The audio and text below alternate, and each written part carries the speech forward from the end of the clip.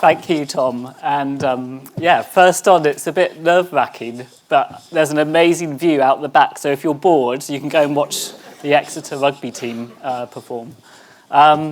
Yes, so thank you. Good morning. So regenerative agriculture is a term that encompasses various sustainable farming practices, some of them as old as agriculture itself. And as a framing, it's become less and less niche, and today some of the world's biggest food companies have placed it in their strategies. Yet, we know it means different things to different people. My scholarship set out to explore this movement, focusing on the role that companies can play in helping support a massive scale-up. How can they make it more desirable and support farmers to be in the driving seat of innovations, not the only ones taking on all the risks that the journey might involve? Is it the biggest transition happening in agriculture for over 100 years, as one vice president at Nestlé recently suggested? They pledged to source up to 50% of their key ingredients regeneratively by 2030. And as of 2022, they were just below 7%. Or is it a movement that's at risk of being lukewarm, where only small steps have been taken away from the conventional agriculture that's broadly practiced today? Where am I? Last year in Amsterdam, as I entered the Regenerative Agriculture Summit, there was a line of activists blockading the entrance. Their belief was that the sponsors of the conference are only pretending to transition towards a more sustainable, equitable food system, and that really they're at the root of our social, environmental, and health crises. Do they have a point, or are they misguided? When I applied for the scholarship in 2020, many companies were committing to Regen Ag because it sounded good and it sounded ambitious. At that time, people working in corporate sustainability were often enthralled by farmers such as Gabe Brown, Joel Salatin, and Alan Savory. And of course, there's many other farmers and writers and thinkers all making a compelling case for Regen Ag today. And some have been able to boil it down to a set of principles and practices that are often focused around soil health. However, if you bring farmers and companies together and ask them the question, what are the goals of our regenerative agriculture system, you often hear of a bigger ambition. One big project that did this concluded that the goals should not just be about practices that increase soil biodiversity and water quality. They should also include much higher levels of crop diversity in our food system, a much fairer distribution of value through supply chains, higher levels of nutrition and public health, as well as better livelihoods and social equity. So it seems that the regenerative and regenerative agriculture invites us to dream big, and having big goals is really important for business and society. Donella Meadows, the pioneer of systems thinking, said that if we culturally can't speak of our goals, then we literally can't create the systems that help us move towards them.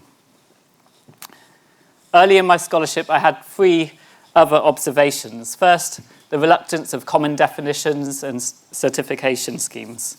The thinking is that tight definitions can constrain and narrow what it means to be regenerative and starts to close a door that's currently welcome and opening to many farmers. But despite this, various certification schemes do already exist, yet many are niche and at varying levels of maturity and uptake.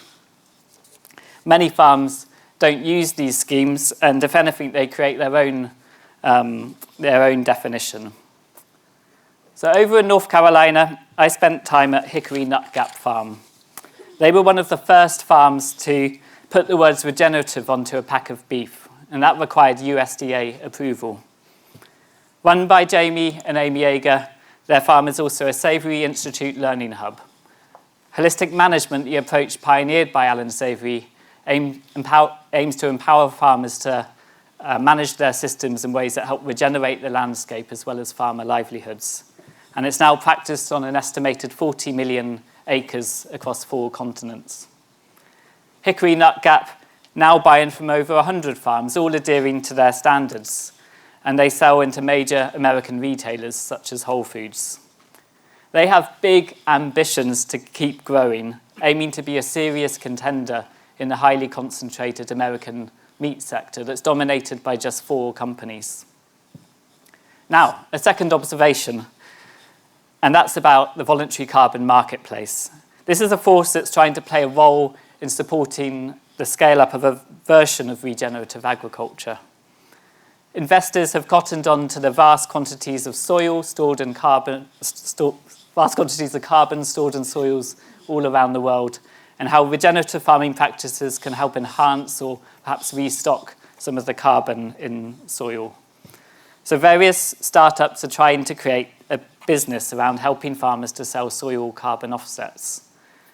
But this can be problematic for supply chains, because a farm can't claim to be growing low-carbon food if it's also selling soil carbon credits to buyers outside its supply chain.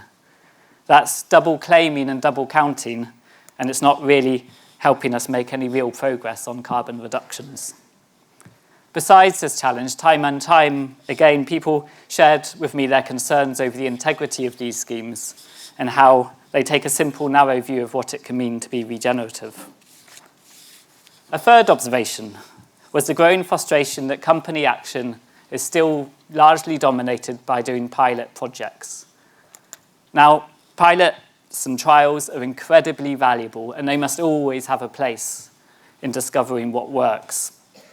But to scale regen ag seriously, business models must shift, and with more urgency. A huge amount more investment is needed to pour into the space from companies, underpinned by much stronger public policies. Companies won't reach their ambitious goals by just pushing requirements down the supply chain. They need to get their hands dirty and really understand how to support transition on farm. So how can companies play a bigger and better role in supporting farmers? In Vermont, I spent time with the Sustainable Food Lab, whose work helps food companies implement large-scale change. One of their projects focuses on crop diversification in America's Midwest. In a landscape dominated by soy and corn, they've helped coordinate a farmer-led initiative to test a business case for extending crop rotations to include crops like oats, wheat, and cover crops. They heard from farmers about what they need and what it will take. They took CEOs to the field to learn from farmers. They showed how farmers can grow high-quality grains and how livestock can eat those grains without affecting meat quality or animal performance. But they found 3 barriers. The first was the lack of infrastructure, from storing, movement to milling and sales in the region. The second was how people were missing with the relevant technical knowledge to support this change. And then the third and biggest barrier is that the market demand from companies is just too weak. The determination of groups like the Practical Farmers of Iowa have helped get 3 million acres of cover crop in the ground, but there's another 10 million acres in Iowa alone. So despite really good intentions and some good success, the inertia of business as usual keeps most farmers and companies on the path of least resistance. But through their projects, the Sustainable Food Lab believed that for companies to create an environment where it's desirable for farmers to invest time and money in regenerative farming, 3 pillars of support must be in place. The first is trusted, high-quality technical support that's independent of input sales.